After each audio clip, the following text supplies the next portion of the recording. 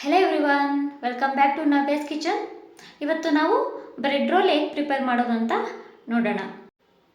Bread roll ಮಾಡೋದಕ್ಕೆ first ಒಂದು 4 slice bread ತೊಗೋಬೇಕು. ನಾನಿಲ್ಲಿ 2 ಸ್ಲೈಸ್ ಬ್ರೆಡ್ ತೊಗೊಂಬಿಟ್ಟು ಎಡ್ಜಸ್ ಎಲ್ಲ ನೀಟಾಗಿ ಈ ರೀತಿ ಕಟ್ ಮಾಡ್ಕೊಳ್ಳಿ. 4 ಸೈಡ್ ಎಡ್ಜಸ್ನ ಕಟ್ ಮಾಡ್ಕೋಬೇಕು. ಸೇಮ್ ಅದೇ ರೀತಿ ಇನ್ನೊಂದೆರಡು ಬ್ರೆಡ್ ಸ್ಲೈಸ್ ತೊಗೊಬಿಟ್ಟು ಅವನ್ನು ಈ ರೀತಿ ಎಡ್ಜಸ್ ಎಲ್ಲ ಕಟ್ ಮಾಡಿಬಿಟ್ಟು ಎಡ್ಜಸ್ನೆಲ್ಲ ಒಂದು ಪ್ಲೇಟಲ್ಲಿ ತೆಗೆದಿಟ್ಕೊಬಿಡೋಣ. ತೆಗೆದಿಟ್ಕೊಂಡು ಈ ರೀತಿ ಕಟ್ ಮಾಡ್ಕೊಂಡಿರೋ ಬ್ರೆಡ್ನ ಒಂದು ಮಿಕ್ಸಿಂಗ್ ಬೌಲ್ಗೆ ಹಾಕ್ಬಿಟ್ಟು ಅದರೊಳಗೆ ಈ ರೀತಿ ಪೌಡ್ರ್ ಮಾಡಿ ಹಾಕ್ಕೋಬೇಕು. ನೀವು ಬೇಕಾದರೆ ಮಿಕ್ಸಿಗೆ ಹಾಕ್ಕೋಬೋದು. ಇದನ್ನು ನಾನು ಕೈಯಲ್ಲೇ ಈ ರೀತಿ ಎಲ್ಲ ಸ್ಮ್ಯಾಶ್ ಮಾಡ್ತಾಯಿದ್ದೀನಿ. ನೆಕ್ಸ್ಟ್ ಇದಕ್ಕೆ ಬಾಯ್ಲ್ ಮಾಡಿರೋಂಥ ಪೊಟೊಟೊನ ತಗೋಬೇಕು.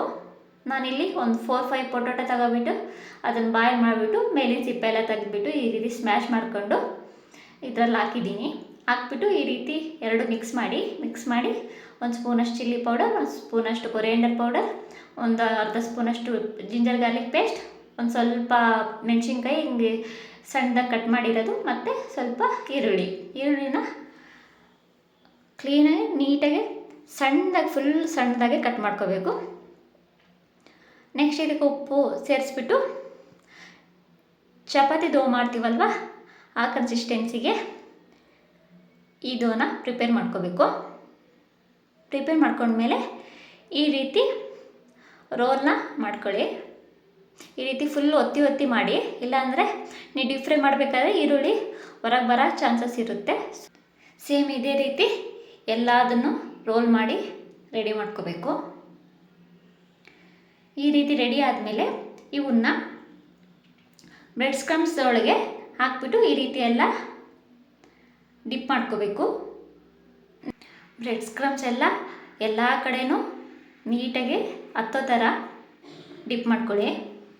ಸೇಮ್ ಅದೇ ರೀತಿ ಎಲ್ಲ ರೋಲ್ನು ಸ್ಕ್ರಮ್ಸಲ್ಲಿ ಡಿಪ್ ಮಾಡ್ಕೊಂಡ್ಮೇಲೆ ಈಗ ಒಂದು ಪ್ಯಾನಲ್ಲಿ ಇವನ್ನ ಡೀಪ್ ಫ್ರೈ ಮಾಡ್ಕೊಳಕ್ಕೆ ಸ್ವಲ್ಪ ಎಣ್ಣೆ ಹಾಕ್ಕೊಳ್ಳಿ. ಎಣ್ಣೆ ಹಾಕ್ಬಿಟ್ಟು ಈ ರೀತಿ ಒಂದೊಂದೇ ಹಾಕ್ಬಿಟ್ಟು ಡೀಪ್ ಫ್ರೈ ಮಾಡ್ಕೋಬೇಕು.